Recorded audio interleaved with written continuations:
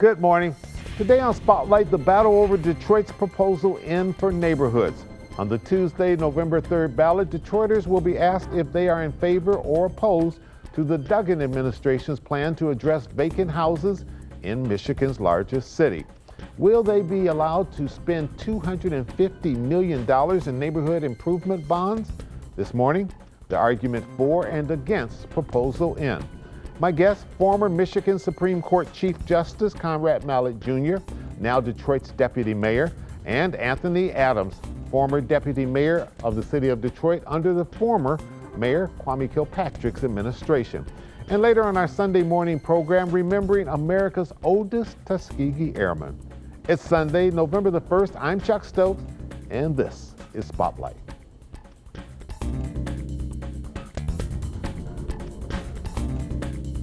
Justice Conrad Mallett, thanks for joining us today on Spotlight. You know, you wear so many different hats. I don't know if to call you Mr. Justice, Mr. Deputy Mayor, or whatever else. How about Conrad? Okay, Conrad sounds good. Very quickly, your guesstimate on how many vacant homes there are in the city of Detroit. I've seen some figures, but I want to know what you think, the administration. So, yeah, I mean, we think there are 21,000 vacant homes in the city of Detroit. We expect that we are going to be able then to reduce that number significantly with Proposal N. We want to take down 8,000 homes. We want to rehab 8,000 homes. Mm-hmm. We want to be able to create an opportunity to give ourselves resources to take down the rest of the homes that we know are going to be out there. Proposal N, it has been controversial. It only got on the ballot with a split decision, 5-4 from the city council, so it wasn't unanimous. Why do you think a proposal that is billed as something good for the neighborhoods has been so controversial? I think that the whole foreclosure issue somehow or another got wrapped into the blight discussion. I think that the issue around land management got wrapped up into the blight removal rehab discussion. I think that difficulties associated with past management got wrapped up in this current discussion. And I think the idea that yet again, we were not going to be able to see an opportunity to lower our taxes also played into this entire complex discussion. Do you believe that your administration, the Duggan administration, of which you're a key part of, have been from the very beginning, do you believe that this administration has been as transparent with the voters of Detroit as you could have been? I think that when we were managing the federal program, when 21,000 homes were removed, as the mayor indicated time and time and again, we got off to an extremely fast start. There was not the kind of communication that perhaps should have been available. The absence of city council oversight created communication gaps that the federal government did not fill. So I think that in terms of managing the program, I think that there were opportunities to improve. And in terms of the communication, managing with the federal government made that sometimes difficult. But again, with Proposal N, the oversight opportunities are many. The opportunities to regularly communicate with city council and thus our citizens are extremely well outlined in terms of how we are going to be managing.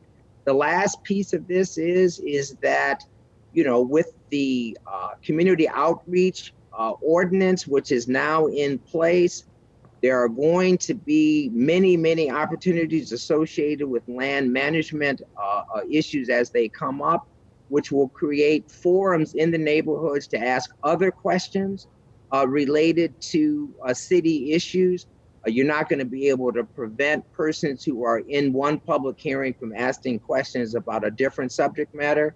When people go in to vote, a key part of that is going to always be whether or not they believe that whoever is asking them to do something is going to follow through and really do what they say.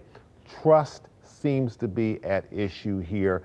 at least in terms of those that are opposing this. They say, well, we don't know that we can trust this administration based upon some of the things that you just said, because this is complicated and has some controversy surrounding it. A key part of that has been the fact that people were overtaxed in the city of Detroit to the tune of about $600 million. That makes people say, well, wait a minute now. If I do this, is this going to come back to haunt us, and will they really deliver? Your response to that in terms of trust?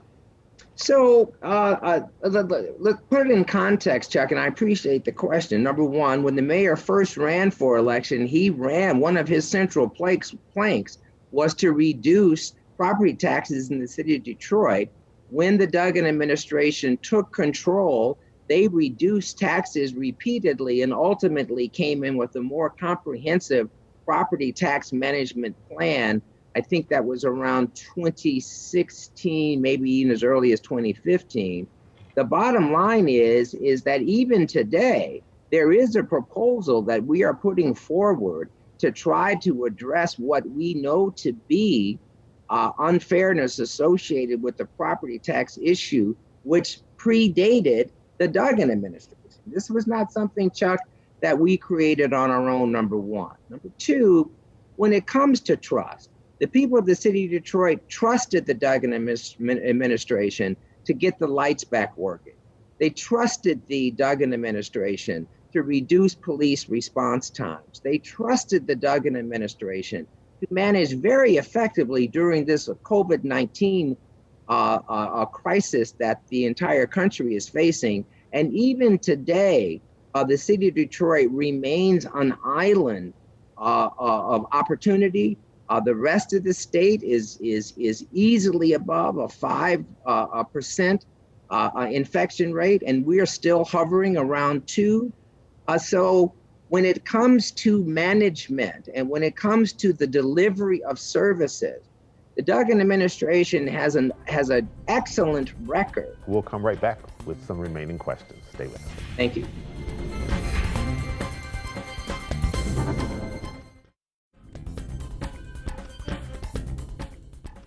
Mr. Deputy Mayor, one of the leading people speaking against this was from the Kilpatrick administration.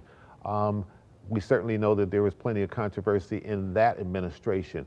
Should the people trust their opposition given their past?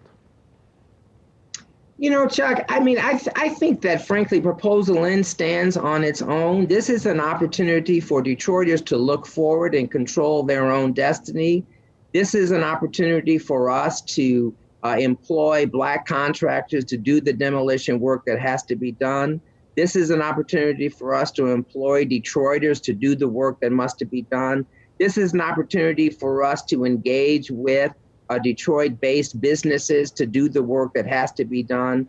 We don't need to attack the opposition who are raising questions. What we need to do is make sure the voters understand that this is a Detroit-based initiative, which will be managed by the Duggan administration with the full cooperation and the oversight of the Detroit City Council, delivering for Detroiters 8,000 homes eligible for further rehabilitation and taking down 8,000 homes that we know that need to be demolished. It's a huge step forward. It's us controlling our future.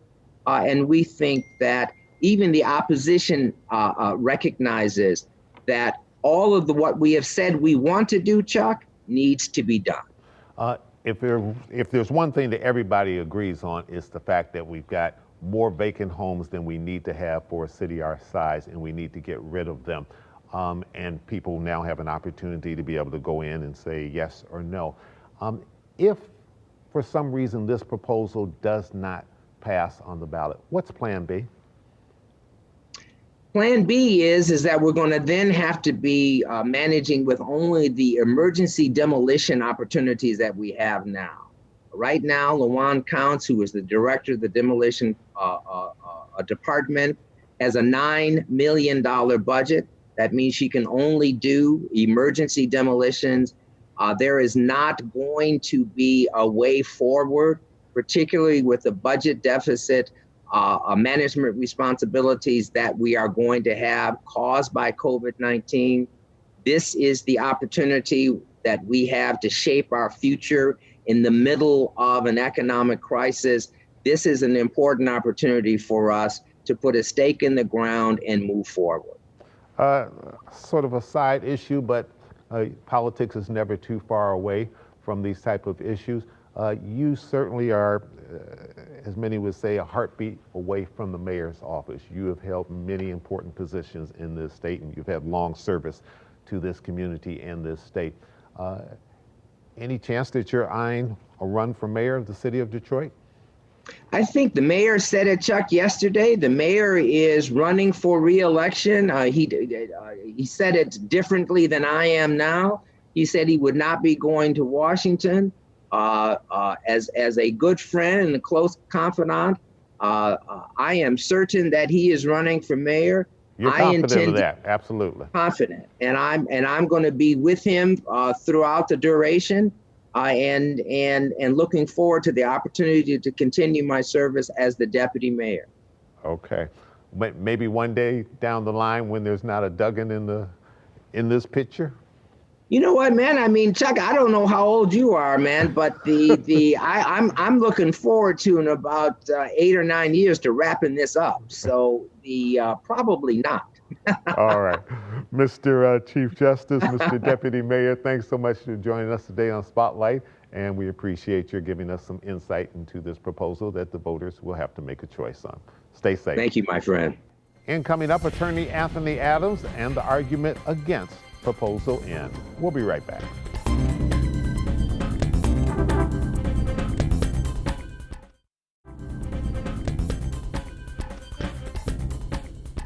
Counselor, good to have you back with us. It's been a little while. You're doing all right? I'm doing fine. Thanks for having me on. It's our pleasure. Proposal N, it's coming up on the ballot that people will have to deal with if they haven't already voted. Let me read you what those who have put it on the ballot say. They say Proposal N is a plan by Detroiters and for Detroiters to improve the safety, value, and health of our neighborhoods. That sounds pretty good. What could be wrong with that? It sounds good until you really begin to read the fine print in the ordinance itself. And I think part of the reason why people such as myself are opposing N because we don't believe there has been enough transparency in this entire process. If you will recall, last year, the mayor sought to put this issue on the ballot, and there was a tremendous outpouring of opposition from the community, in part because people have been overtaxed to the tune of $600 million, in part because more than 140,000 people had lost their homes as a result of tax foreclosures, in part because more than 100,000 people had had their water shutoffs. And we didn't believe then, as we do believe now, that there is enough transparency in the process. We understand that we have to address the issue of blight, but we need to address it in a transparent manner. So let me get this correct. It's the process that you have concern with. It's not the overall objective, and the overall objective, from what I understand, is to do something with 16,000 homes, either to rehabilitate them or to demolish them. And also we're looking at possibly the renovation of about 8,000 other homes. That you don't have a problem with. It's the transparency of the process. Is that correct? Well, that's one part of it. I mean, the second part of it is there really aren't any guarantees for Detroiters that this is going to happen. When you look at the performance of the administration in the last demolition program, where they spent $532 million, what we had was a complete fiasco. We had the mayor meeting with contractors to set prices. We had asbestos being discharged in the community. We had high lead levels being discharged in the community. We had our children playing in contaminated fill material. And so when you look at the actual management of the last demolition process, we don't see any reason to believe that the administration of this process would be any different. And so what you have are two separate issues of opposition. One is the actual transparency of the process that was used to put this on the ballot. The second is the actual administration of the past demolition program. It doesn't give us any level of comfort to believe that anything is going to be different. And when you talk about trying to stabilize homes, the one thing that Proposal N does not do It doesn't provide any relief for a taxpayer in the city of Detroit who has paid their taxes religiously, even though they were overtaxed, to provide them with any relief to stay in their homes. The best blight removal strategy is to make sure that the people who are living in their homes can stay in their homes. And Proposal N does nothing to address that issue. So you're also saying that this is a trust issue based upon, as you see it, the past experience of the current administration, the Duggan administration. There clearly is an issue of trust and transparency. I mean, how is it that they can win an award for being the least transparent government in America? I think that is something that we have to take into account. We can't be quick to overlook the issue of trust, because when you're talking about borrowing $250 million, which will escalate into $500 million with interest, we have to make sure that there are sufficient protections in place to protect the taxpayers in the city of Detroit. And there's always common refrain about how we're going to create jobs, how we're going to involve minority contractors, but yet no one is pointing out exactly what is the record with respect to minority hiring of contractors on the city side. We observed, based on the last demolition program, that there probably was less than 10% of the $532 million that was spent with black contractors. And so when you tell me you're going to do a better job of doing that, I have to look at, again, your track record to see what you've actually done in the past. Attorney Adams, we need to take a little break here. We'll hurry right back with some more questions and maybe a question about your own political future. We'll be right back. Stay tuned.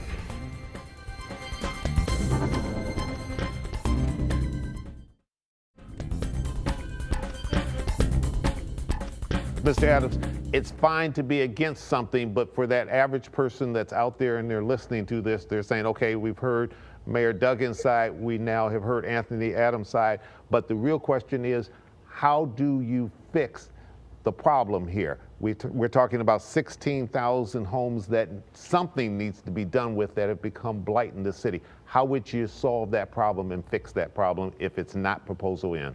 Well, the first thing we have to do is recognize that there are actually more than 16,000 houses that have to be addressed. And the major focus of what any renovation and rehabilitation strategy should be is in actually creating home ownership. Part of the problem we face in the city of Detroit is that there is an equity issue and that property is severely undervalued. So why would we pay $20,000 to put a roof on a house that's not occupied? It would be, from our perspective, a better approach to identify those houses that can be saved, to identify people who actually moved in those homes, to then use the dollars that you set aside to stabilize that home as a sort of an equity input to allow that person to take some type of loan to renovate the property so that the property can be rehabbed. The object and the goal here should be to create more home ownership in the city of Detroit. Home ownership in the city of Detroit now is at 43%. That is not a recipe for economic development, which means that the economic policies are not filtering out into the neighborhoods. And so what we're suggesting is that there needs to be a broad-based, comprehensive approach to identifying houses that can be saved, to allowing people to move in those houses and to renovate those houses as a strategy on stabilizing neighborhoods. That then leaves yourself with houses that need to be demolished, and clearly the city has money in their fund to demolish on an emergency basis houses that need to be demolished. Okay, I think obviously your position on Proposal N is pretty clear. You want people to walk into the booth and vote no. Any truth to the rumor that you're thinking about running for mayor of the city of Detroit? There might be some truth to that. I mean, I've been how much might be is involved in that statement? Well, there is some truth to it. Obviously, I've been talking with a lot of community organizations, a lot of people in the city who are not really happy about the direction of where things are going. You know, there sort of is a whisper campaign going on that people are dissatisfied, but most people don't want to raise their hands and say why. I'm prepared to challenge those notions and to really take a critical look at what policies are being directed for the neighborhoods, how people are really being excluded from the process, and how we need to have a more inclusive government. When you look at across the board at things that are happening, a lot of people are not happy. And I'm hearing the unhappiness and trying to figure out exactly how I can move forward an aggressive, a positive agenda about how we make this city great. Counselor, on a scale of 1 to 10, with 10 meaning that you're in, what number would you be right now? It would be a pretty high number. Pretty high number. All right. Pretty high number. More than 8? More than 8, but not less than 10. Okay, that puts us in the ballpark. We know what we're dealing with. When do you feel you have to make a decision in order to be a viable candidate? How far out? Well, in this race, because I'm not in the public eye per se, my timeline probably has to be earlier than most people who are in the public eye. I'm meeting with my group as we speak to kind of go over what that timeline would look like. But it's got to be a timeline based on issues. It's got to be a timeline based on how I believe I can change the paradigm and impact the trajectory of the city of Detroit. If I can't make a determination that I think I can do something different and do something better, then obviously I won't get in. But I'm pretty far away from that point. I believe that there's some things that we can do on a macro scale as well as a micro scale to really fix our interests and concerns on the people who live in the neighborhoods who are not getting services that they need. All right, Attorney Anthony Adams of the City of Detroit, former deputy mayor, also used to be on the school board. We appreciate you joining us to talk about Proposal N and possibly another, well, we should say a future back in City Hall. We appreciate you joining us. Thanks for the time, I appreciate it. All right, always a pleasure talking to you. Proposal N, you get to decide. And before we wrap up this week, our condolences to the family and friends of Sergeant Preston Jeffrey Jowers, Jr. of Detroit, the oldest documented original Tuskegee Airman in America. Sergeant Jowers passed away late last week at the ripe age of 105 years old. He passed away into what is sentimentally called the TAI Lonely Eagles chapter. And finally today, don't forget to watch our Spotlight on the News special, Inside Michigan's African American Vote, at 11 o'clock this morning over on our sister station, TV 20. We'll check in with the Fourth Estate. My panel will include the perspective of African American journalists from Detroit, Washington, D.C., and Baltimore, looking at Campaign 2020. That's it for today. I'm Chuck Stokes. Have a good week, and don't forget to vote.